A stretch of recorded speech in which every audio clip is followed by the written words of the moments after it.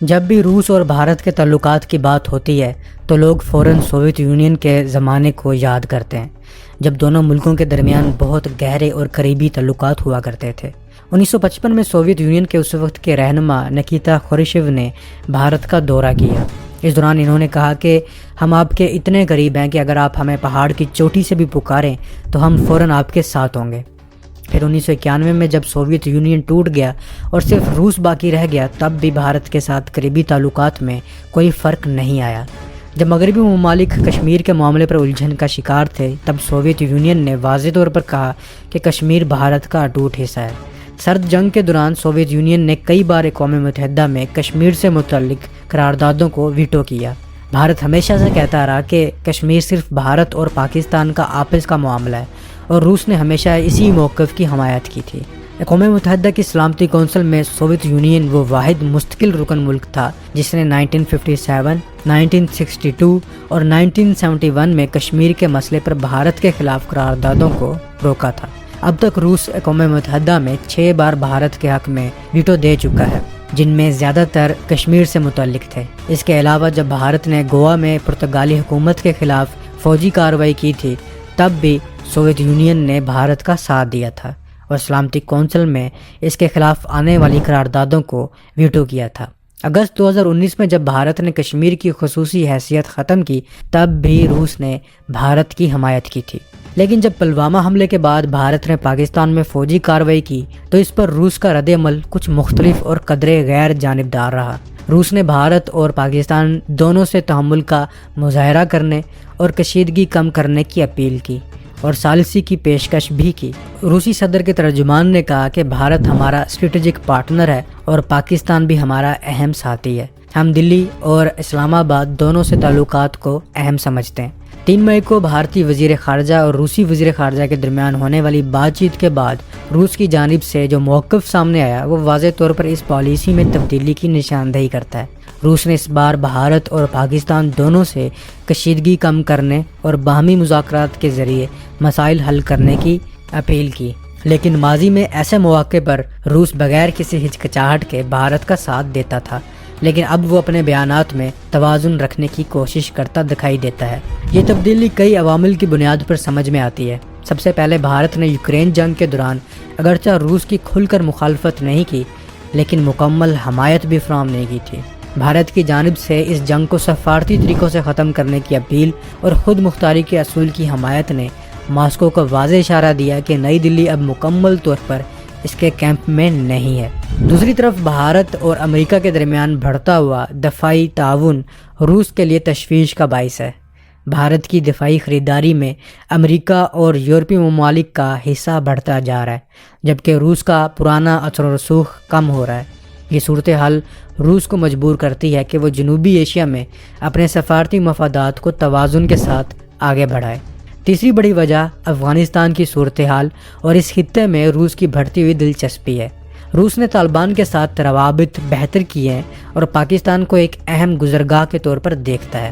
ایسے میں ماسکو کے لیے یہ ممکن نہیں ہے کہ وہ پاکستان کو نظر انداز کرے یا اسے کھلے عام ناراض کرے۔ ایک اور پہلو یہ بھی ہے کہ روس اب عالمی سیاست میں خود کو ایک ایسے ملک کے طور پر پیش کرنا چاہتا ہے جو ثالثی کر سکتا ہے، نہ کہ صرف اپنے اتحادیوں کی آنکھ بند کر کے حمایت کرے۔ ایٹمی ہتھیاروں سے لیس 2 ملکوں کے درمیان کشیدگی کے وقت امن کی اپیل کرنا روس کے لیے ایک عالمی ذمہ داری کا اظہار ہے، خاص طور پر جب وہ خود ایٹمی طاقت ہو۔ یہ تمام عوامل اس بات کی نشاندہی کرتے ہیں کہ آج کا روس ماضی کے سوویت یونین سے مختلف ہے۔ اب وہ صرف بھارت کا روایتی حمایتی نہیں رہا، بلکہ ایک ایسے طاقت کے طور پر سامنے آ رہا ہے جو سفارتی توازن، جغرافیائی مفادات اور بدلتے عالمی اتحادوں کو مد نظر رکھتے ہوئے فیصلہ کر رہا ہے۔ روسی صدر ولادیمیر پوٹن نے دسمبر 2021 میں آخری بار بھارت کا دورہ کیا تھا۔ اس کے بعد فروری 2022 میں روس اور یوکرین درمیان جنگ چھڑ گئی اور تب سے پوٹن بھارت نہیں آئے۔ تاہم اسی دوران وہ چین کے 2 دورے کر چکے ہیں اور کئی دوسرے ممالک میں بھی جا چکے ہیں، یہاں تک کہ سپتمبر 2023 میں دلی میں ہونے والے G20 اجلاس میں بھی وہ شریک نہیں ہوئے تھے۔ حالیہ برسوں میں ان عالمی تنظیموں میں جہاں روس کا اثر و رسوخ زیادہ ہے، جیسے شنگھائی تعاون تنظیم، بھارت کی موجودگی کمزور پڑتی نظر آ رہی ہے۔ مثال کے طور پر جولائی 2024 میں ہونے والے SCO اجلاس میں وزیر اعظم نریندر مودی نے شرکت نہیں کی۔ 2023 میں اگرچہ بھارت اس تنظیم کا چیئرمین تھا، لیکن یہ صدارت بہت کم سرگرم نظر آئی اور بھارت نے اجلاس کو آن لائن طریقے سے منعقد کیا۔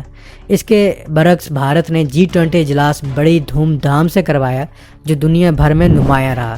بھارت اور روس کے درمیان پچھلے سال تقریباً 68 ارب ڈالر کی تجارت ہوئی، لیکن اس میں سے زیادہ تر یعنی تقریباً 60 ارب ڈالر کا صرف تیل بھارت نے روس سے خریدا۔ ایک وقت تھا جب بھارت اپنی 76% دفاعی ضروریات روس سے پوری کرتا تھا، لیکن 2019 سے 2020 کے درمیان یہ شرح کم ہو کر 36% رہ گئی ہے۔ اس سے اندازہ ہوتا ہے کہ بھارت آہستہ آہستہ اپنے ہتھیاروں کی خریداری کے لیے دوسرے ممالک کی طرف بھی دیکھ رہا ہے۔ جواہر لال نہرو یونیورسٹی کے پروفیسر سنجے کمار پانڈے کا کہنا ہے کہ اگرچہ بھارت نے یوکرین جنگ کے دوران روس کی مخالفت نہیں کی، لیکن اس کی حمایت بھی یک طرفہ نہیں رہی۔ وہ کہتے ہیں کہ پاکستان بھی روس کے لیے کبھی دور کا ملک نہیں رہا۔ 1965 کی جنگ میں جب پاکستان اور بھارت کے درمیان لڑائی ہوئی، تب روس نے کسی کا ساتھ نہیں دیا، بلکہ دونوں کے درمیان تاشکند معاہدہ کروایا، جو بھارت کے حق میں نہیں تھا۔ البتہ 1971 کی جنگ میں روس کھل کر بھارت کے ساتھ آیا، مگر اب وقت بدل چکا ہے۔ دوسری طرف پاکستان اور روس کے تعلقات میں بھی بہتری آ رہی ہے، خاص طور پر جب سے پاکستان اور مغربی ممالک کے رشتے کمزور ہوئے ہیں۔ 2023 میں روس اور پاکستان کے درمیان تجارت کا حجم 1 ارب ڈالر تک جا پہنچا ہے، جو دونوں ملکوں کے درمیان اب تک کی سب سے بڑی تجارتی سطح ہے۔ اسی سال روس کے نائب وزیر اعظم نے پاکستان کی برکس تنظیم میں شمولیت کی کھل کر حمایت کی تھی۔ تو انڈیا اپنی خراب پالیسی کی وجہ سے اپنے دوست ممالک تیزی سے کھوتا جا رہا ہے۔ بنگلہ دیش، نیپال، بھوٹان، میانمار، مالدیو، یہ وہ چھوٹے ملک ہیں جو کبھی انڈیا کے ساتھ ہوتے تھے۔ یہ تمام ممالک بھی انڈیا سے اب دور ہو رہے ہیں۔ کوئی ایک انڈیا کا ہمسایہ ملک ایسا نہیں ہے جس کے ساتھ انڈیا کی بنتی ہو۔ پاکستان کے ساتھ ہوئی لڑائی میں کسی بھی ہمسایہ ملک نے انڈیا کی حمایت نہیں کی، ایون امریکہ نے بھی انڈیا کا ساتھ نہیں دیا۔